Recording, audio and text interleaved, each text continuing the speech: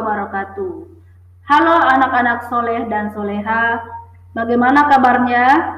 Ibu doakan kalian selalu dalam keadaan sehat walafiat dan senantiasa dalam lindungan Allah Subhanahu wa Ta'ala. Amin ya Rabbal 'Alamin.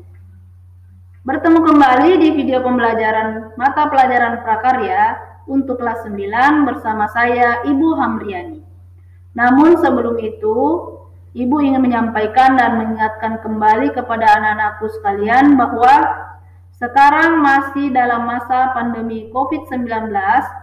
Oleh karena itu, Ibu harapkan agar anak-anakku selalu menjaga kesehatan, menerapkan protokol kesehatan dengan tetap di rumah, memakai masker, rajin mencuci tangan, serta menjauhi kerumunan. Dan jangan lupa untuk selalu berdoa, semoga pandemi ini segera berakhir. Lekas sembuh negeriku. Oke baik, pada kesempatan kali ini kita akan membahas tentang jenis wadah yang akan digunakan untuk budidaya ikan konsumsi. Seperti yang telah Ibu sampaikan pada video sebelumnya, yakni lokasi budidaya sangat menentukan wadah yang tepat. Nah, dalam budidaya ikan konsumsi terdapat beberapa jenis wadah yang digunakan. Antara lain, yang pertama ada kolam. Kolam adalah lahan yang dibuat untuk menampung air dalam jumlah tertentu sehingga dapat digunakan untuk pemeliharaan ikan atau hewan air lainnya. Jenis kolam yang akan digunakan tergantung sistem budidaya yang dilaksanakan. Nah, ada 3 jenis kolam yang dapat digunakan. Yang pertama, kolam ekstensif atau kolam tradisional, yakni kolam yang keseluruhan bagiannya terbuat dari tanah. Yang kedua, kolam semi-intensif, yakni kolam yang bagian dinding dan pematangnya terbuat dari tembok, sedangkan dasar kolamnya terbuat dari tanah. Yang ketiga, kolam intensif, yakni kolam yang keseluruhan bagiannya terbuat dari tembok. Nah, desain kolam yang akan digunakan ini dapat berbentuk persegi, persegi panjang, lingkaran, trapesium, segitiga, bahkan bentuk tidak beraturan. Hal tersebut disesuaikan dengan kondisi lahan dan lokasi. Nah, bentuk kolam yang umum digunakan adalah bentuk persegi dan persegi panjang. Kolam yang akan digunakan sebaiknya mempunyai pematang kolam, dasar kolam, dan pintu air. Lalu yang kedua ada bak. Bak yang digunakan sesuai dengan usaha budidaya dengan bahan pembuatan yang terbuat dari plastik atau terpal, fiber, dan beton. Namun yang paling banyak digunakan adalah bak terpal atau plastik. Hal ini dilakukan untuk menyiasati lahan terbatas dan memudahkan dalam proses pemeliharaan ikan konsumsi.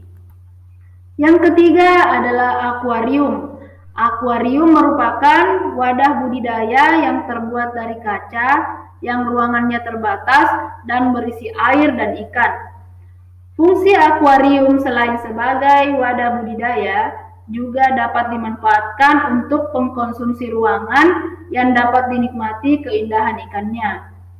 Nah, bentuk akuarium yang biasa digunakan adalah bentuk segi 4, trapesium, segi 6, segi 8, elips, dan botol.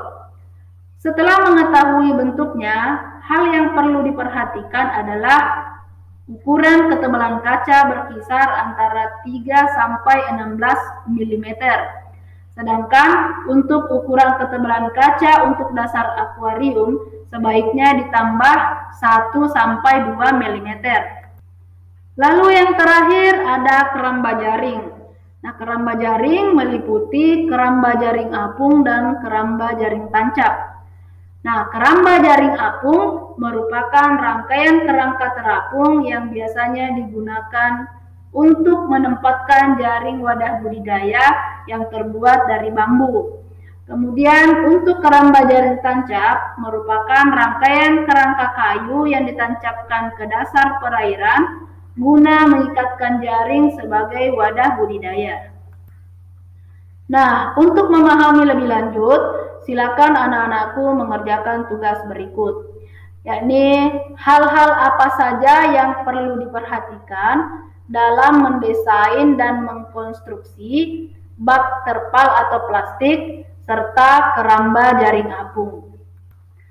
Oke, baik anak-anakku, sebelum Ibu mengakhiri video pembelajaran ini, ada sebuah motivasi dari Hasan Al-Basri yang mengatakan bahwa tuntutlah ilmu tapi jangan lupakan ibadah, dan kerjakanlah ibadah tapi tidak boleh lupa pada ilmu. Karena menuntut ilmu itu adalah takwa dan menyampaikan ilmu itu adalah ibadah. Dan mengulang-ulang ilmu adalah zikir dan mencari ilmu adalah jihad. Terima kasih atas perhatian anak-anakku. Semoga apa yang Ibu sampaikan bisa bermanfaat untuk kita semua. Wassalamualaikum warahmatullahi wabarakatuh.